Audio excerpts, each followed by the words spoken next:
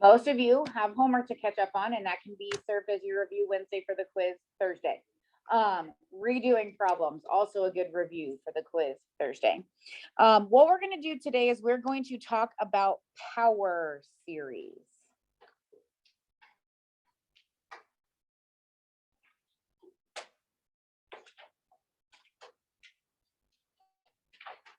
Okay. And our big conversation today is going to be about a radius of convergence. Guess what, guys? We're going to bring back our converging series again. Hi, I was worried about you. Welcome back.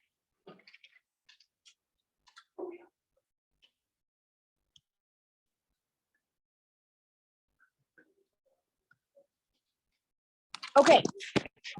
So yesterday we sort of talked about this example. Functions can be approximated by a polynomial. Okay. So for example, I think we did this yesterday. E to the x is 1 plus x squared over 2 factorial plus x cubed over 3 factorial. Well, the more terms we have, the more accurate we are. Okay. So instead of just writing a polynomial that stops, we can write a series. Okay. So a power series is in one of these forms. Essentially, we have a power series centered at 0 or a power series centered at A. Do you need to write both of these down? I don't know. You do you, but I think if you have one, you can understand what the other means. Okay. But this is what we're going to be dealing with. Okay.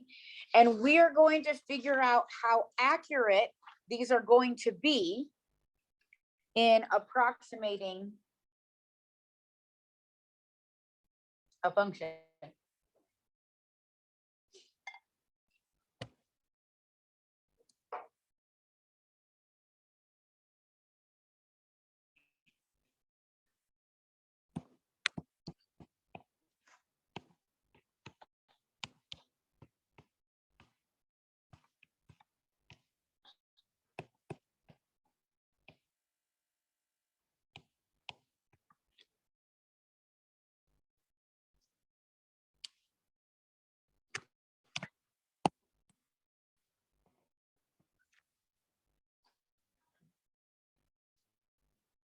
So an example that we are going to work with often is e to the x. Okay. If we look at the Taylor polynomial centered at 0 for e to the x, every term is going to look like this. So we can write it as a series.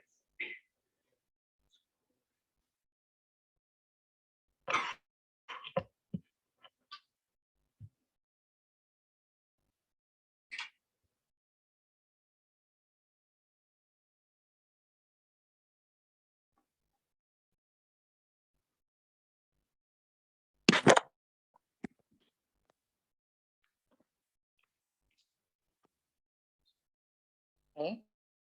So what I need you to be able to do is I need you to be able to look at a series and recognize where it's centered about.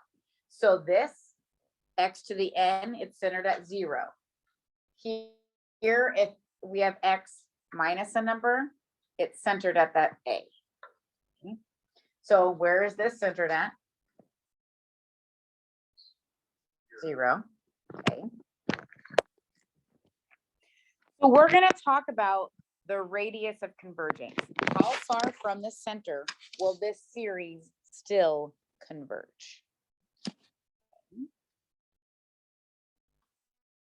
So if we have a power series centered at C, then 3 things can happen. The series only converges at its center, or it could converge at an interval with a radius of convergence, or it can converge for all real numbers. We have to be able to figure out what is happening.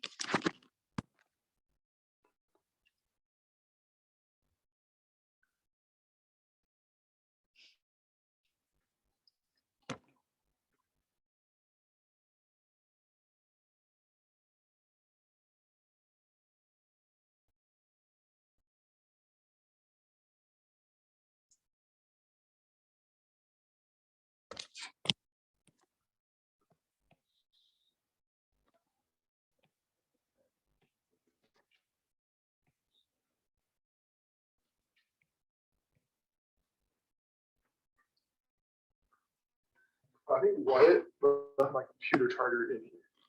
Okay. So we're gonna look that up. I don't know either.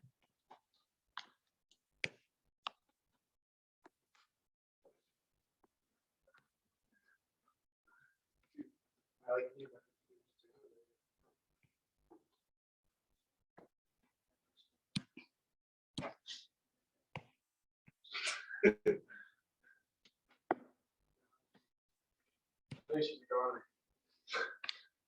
I don't remember him having a computer plugged in during class. You said you left it here. So we could have definitely taken it. Which is the time. Yes, yeah, I don't know. Oh, well. Here. Yeah, that's right. Plugged it down there. That's my name. It has my name on it, so whatever. All right. It's all good.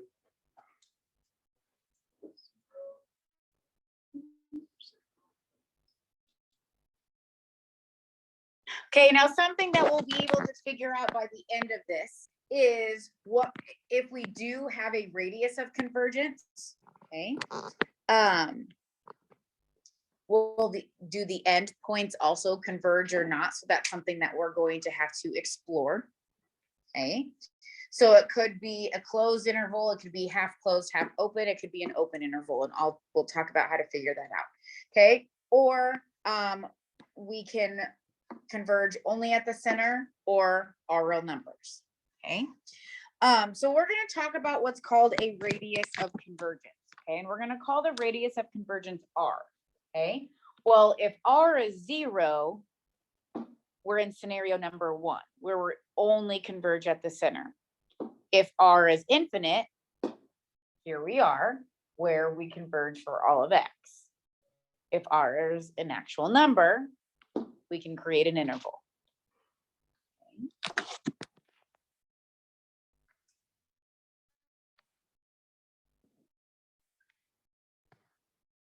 Okay, so R is what we call our radius of convergence for the power series.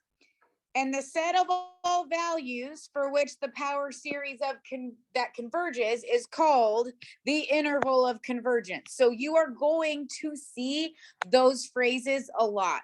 What is the radius of convergence? What is the interval of convergence? Radius, how far away from the center does our series converge? Interval, actually take the radius and give me an interval around the center for which this converges.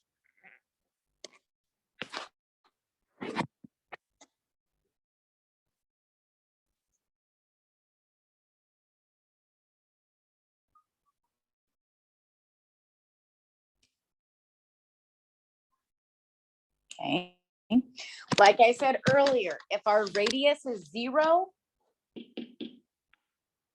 then we're only converging at the center. If our radius is infinite, then we converge everywhere. I promise we'll do math, okay? You will get many problems, especially AP style, asking you either for a radius of convergence or an interval of convergence. We are going to start our time together with what a radius of convergence is and how we find it. Then we're going to move on and take that radius and move to the interval. Hello, Mr. Hazelhorse. Thank you for those copies. You're welcome. You guys have a great class, okay? You too. Appreciate it. I don't have a class right now, but I appreciate it. That I will. He'll be back Thursday.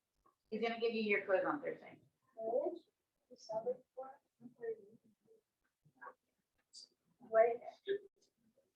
Skip it. I just have to go. I got it. I'll be here in the morning. I'll be here in the morning. Pretty much. If I was gonna, it's a quiz day. It's actually the day where it's enjoyable. Yeah, that's true. Also, yeah, you go.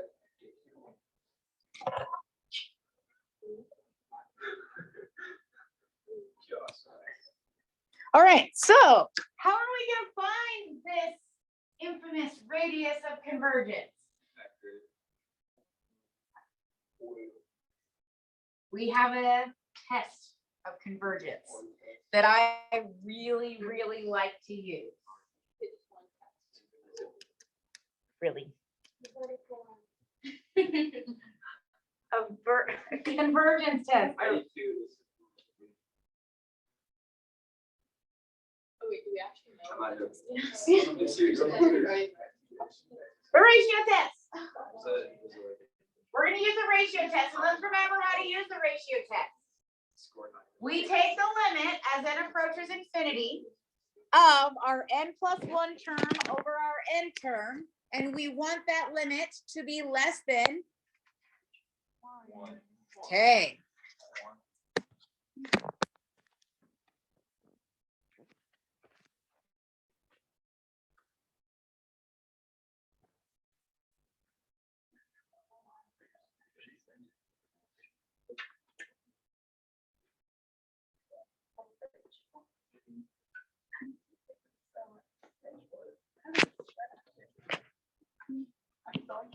All right, we are going to find the radius of convergence for this series right here. Please write it down. Hey, Brock.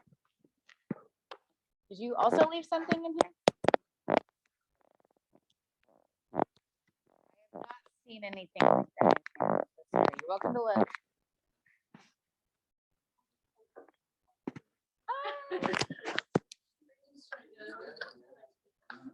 That's fine.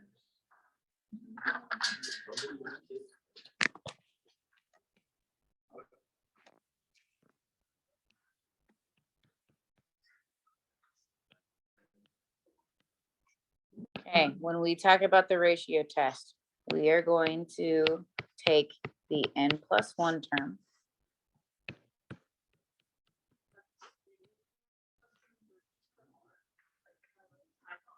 Oh, yeah.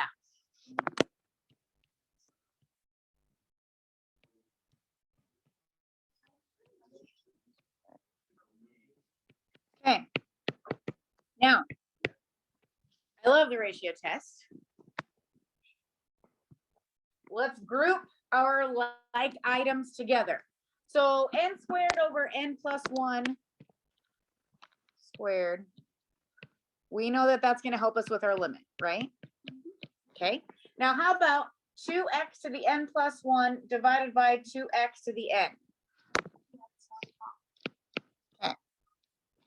All right.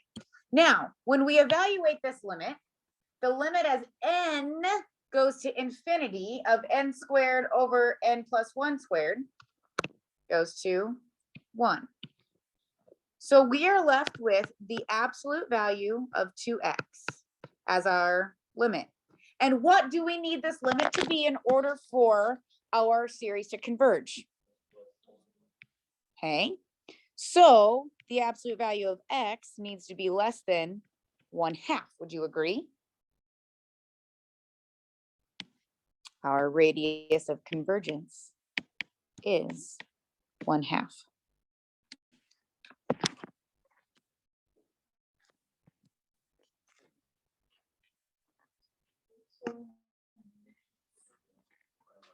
Where is this series centered at?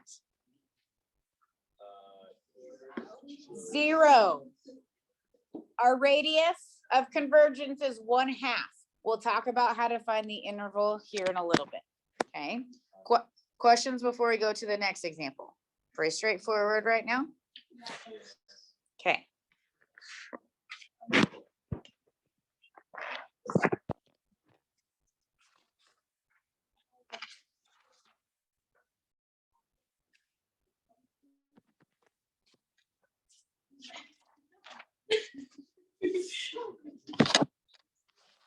Okay.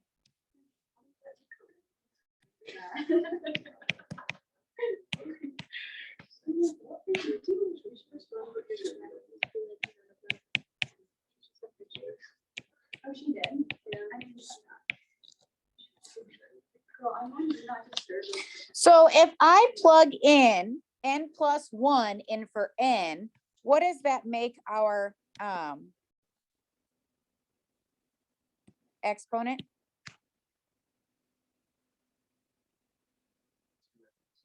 Two n plus 2.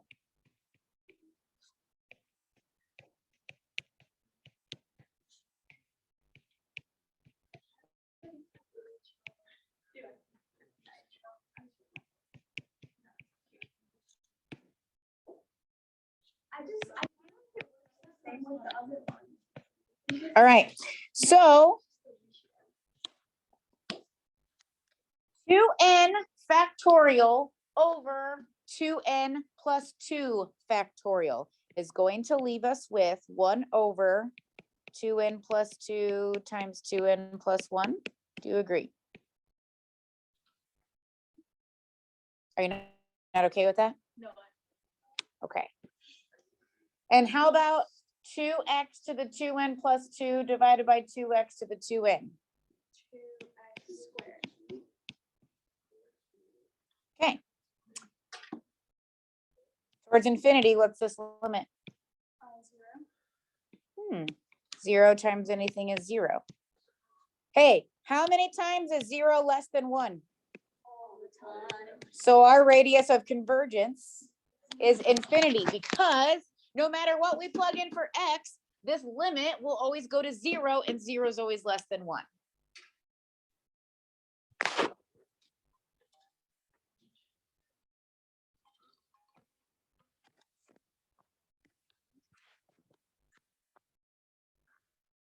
Okay, now let's talk about our radius of convergence. Okay, well,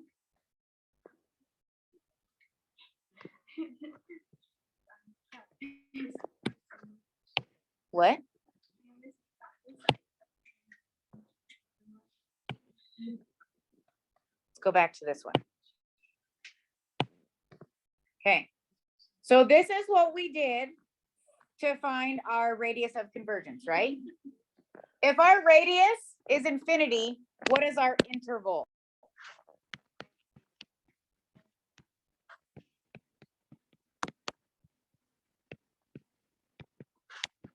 Okay, that's one.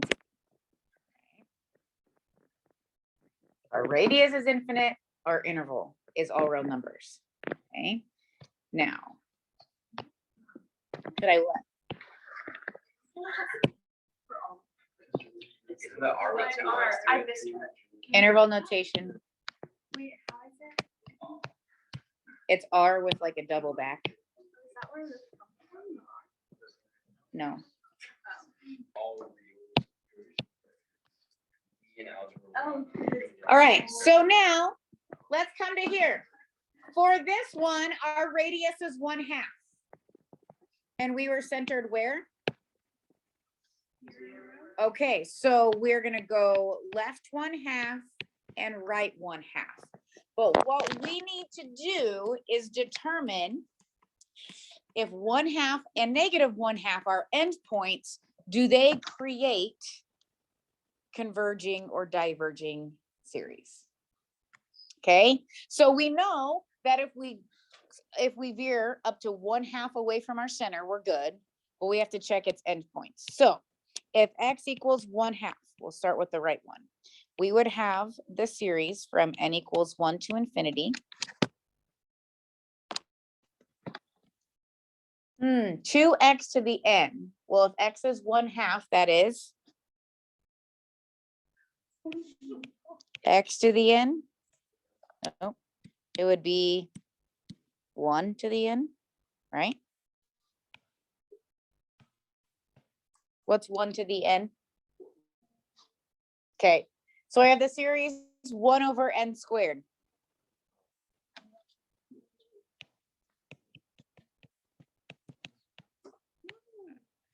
Cool.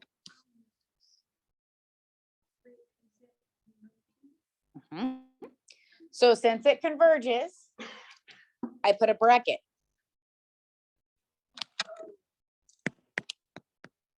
If it was divergent, I'd put a parentheses.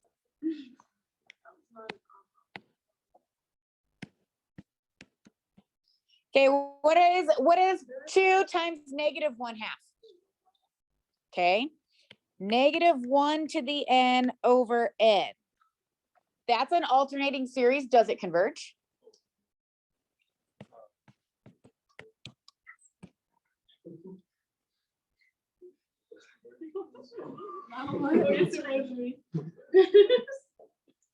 But it heard me say series. Okay, so here is our interval of convergence. We find the radius And then we use the radius to get our interval, but then we have to test our endpoints back into our original. Yes, now, what I will do for you when we're talking about intervals of convergence, I won't make you show me all of the work. If you just say like, yep, P series, yep, AST, yep, GST, whatever, I won't make you show me all the work for converging and diverging. At this point, now on the test, you're gonna have a page of like, show me all the work. But when we're doing power series, I'll let you do more of the mental math. Does that sound good, Andre? This is right up your alley here. Okay. Here we go. I want to know the interval of convergence for this guy. And this guy is centered at 5. Cool. All right, write it down.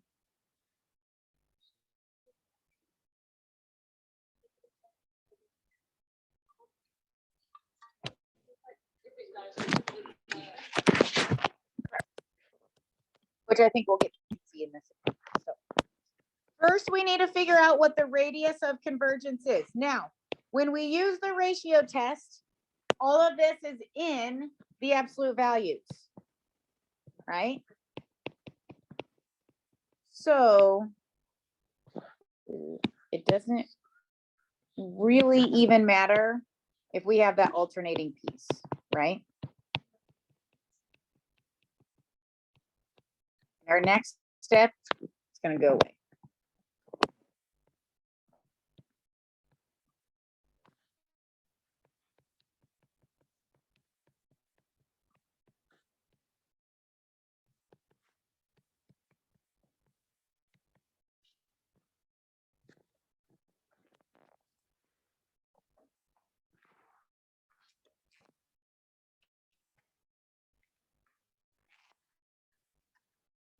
Okay.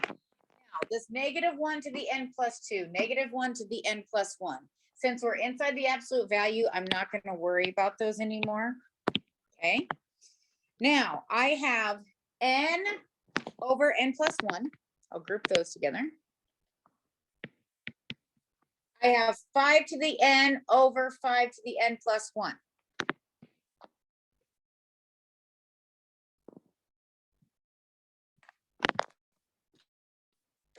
One over 5. Thank you, Aiden. And we have x minus 5 to the n plus 1 over x minus 5 to the n.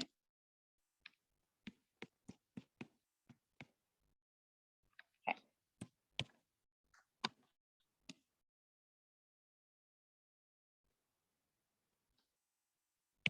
What's this limit right here? So we are left with the absolute value of x minus 5 over 5. And we want that to be less than 1, which means the absolute value of x minus 5 needs to be less than 5. Since we're centered at 5, this is where we're going to stop. 5 is our radius of convergence.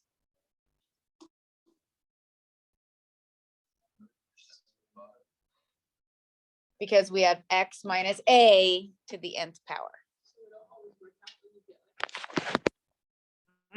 You need to end with x minus a is less than a number, okay?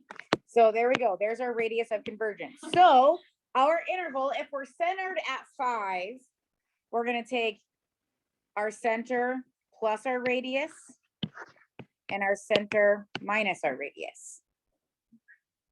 Our interval is going to be 0 to 10. We just got to figure out if 0 and 10 are included.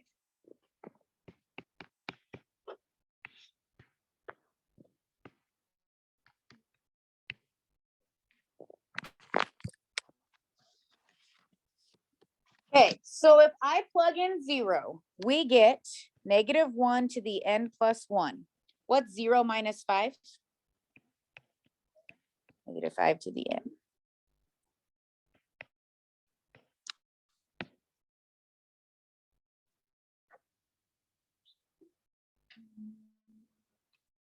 Okay, so I think that we can like rearrange here.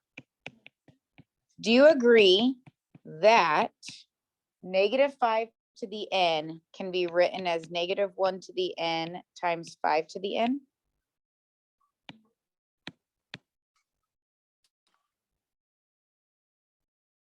Well, that helps, right?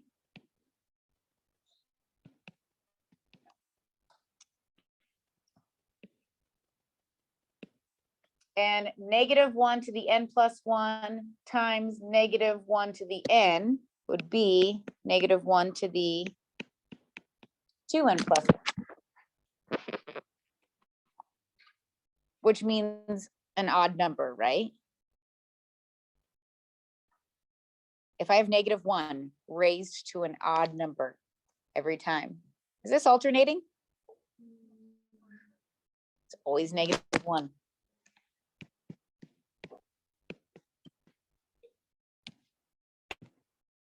Does this converge or diverge?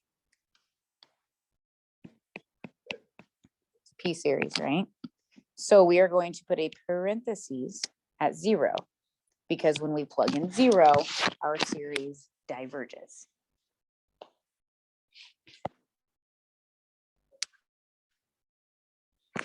Now, you have to use algebra in order to get to somewhere that you can decide.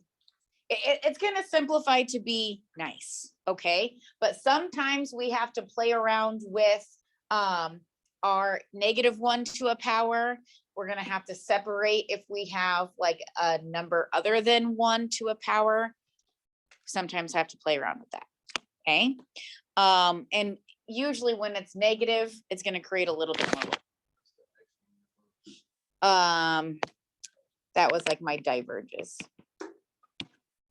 How about I write diverges? Because X probably isn't the best choice. All right, now let's plug in 10. What happens when we plug in 10 to X minus 5? We get, oh, that's so nice.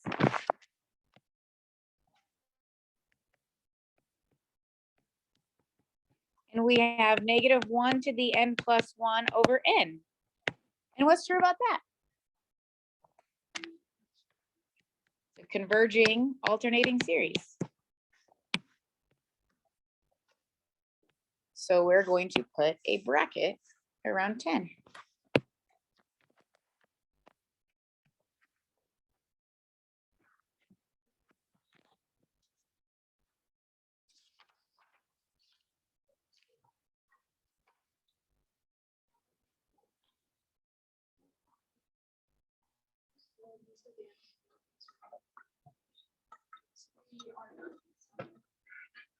Huh?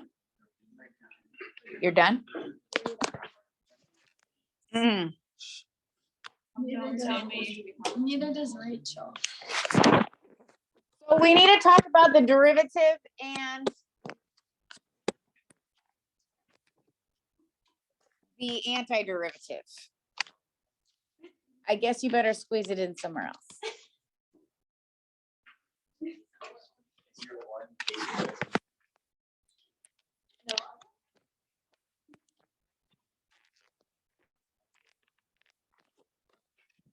So here's the deal. Here's the deal.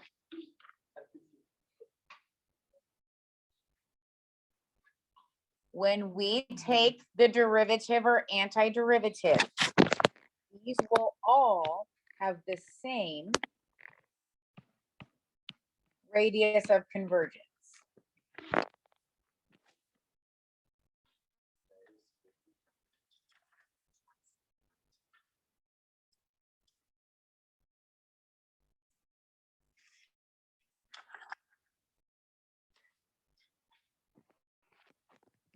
However, their interval of convergence will not be the same. And so you will have to recheck the endpoints.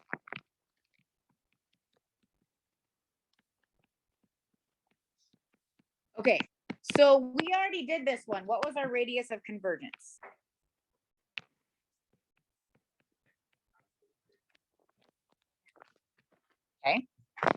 So let's talk about our derivative.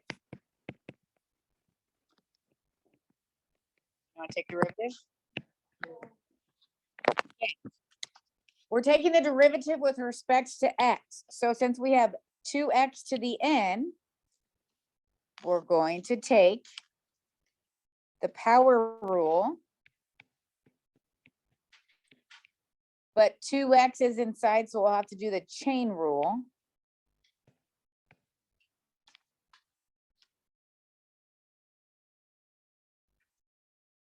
So this right here was the power rule times 2 for the chain rule. And then n squared has nothing to do with x. So in terms of our derivative, it's just a constant. We took the derivative with respect to x. Now, y is what? Because that's what we found in our very first example. Okay. Now, I would suggest simplifying this before you do anything else. Okay. So I would suggest that you write this as 2. Well, you could do a couple different things. You could write it as 2x to the n minus 1 over n. Or you could be really cool and you could write it like this. You could say x to the n minus 1 times 2 to the n. How did I do that? Algebra.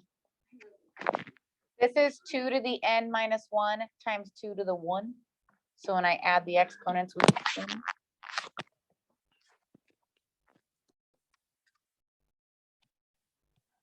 And then our radius is still 1/2. We would just have to use this to recheck our endpoints. Okay. Now, if this started at 0,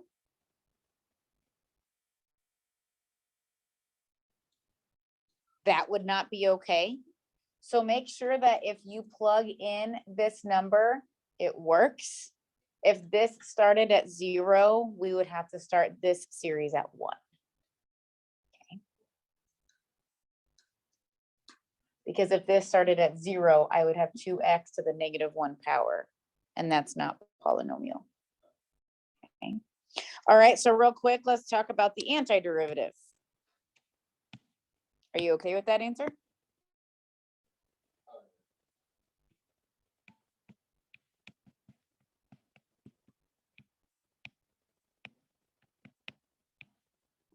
Okay, so let's take the antiderivative of 2x to the n. So n squared is still going to stay there because it's just a number. What would the antiderivative with respect to x of 2x to the n be?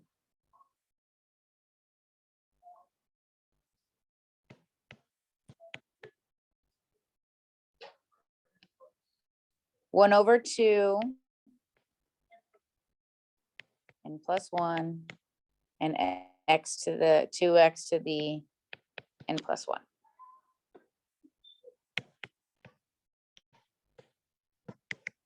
Now, since we're going to have to figure out our interval of convergence, my suggestion to you would be separate x to the n plus 1 from 2 to the n plus 1. Since we have a 2 downstairs, 2 to the n plus 1 over 2 would give us 2 to the n. And then we have n cubed plus n squared downstairs.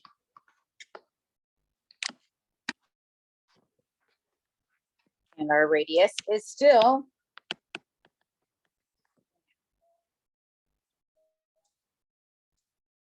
so you know that the interval would go from -1 to 1/2, but here again, you would have to recheck your endpoints. It's nice that our radius stays the same, but you still have to check the endpoints.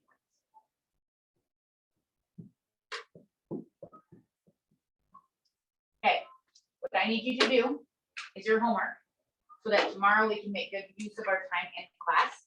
I will have review problems that we will go over together in class, where we'll either write on our desks, or we'll get the whiteboards out. But I want to go through problems together to make sure that we fix a couple of mistakes that I'm worried about. Okay? But if you don't do your homework, tomorrow we won't get through all of our example problems.